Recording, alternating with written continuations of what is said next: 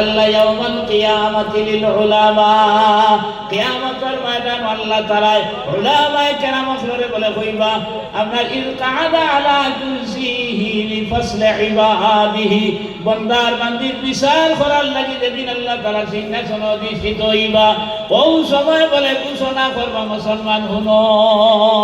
এমন একদিন কইবা ইন্নী লাম আজআল ফীকুম علمي وحلمي إلا وأنا أريد أن أغفر لكم على ما كان فيكم ولا يبالي আমার ভাই হল আমার দুস্থ হল আর বুজুর্গ হল এই হাদিস সম্পর্কে কইরা খাইল কিয়ামতের ময়দান বলে আল্লাহ তাআলা উলামায়ে কেরাম করে ডাক দিবার কইবা এ উলামায়ে কেরাম হল তোমার কাছে আমি দ্বীনি ইলম দিছি আমি আপনার জ্ঞান দিছি প্রজ্ঞা দিছি আমি আইর হাসরের ময়দানে তোমার কাছে maaf করে দিতাম করিয়া আমি এমনে তোমার কাছে ইলমে দিন দিছি না আর আমি আল্লাহ যদি আই maaf করিয়া দেই ওয়ালা ইউবালি আপনার খেওয়ার কিছু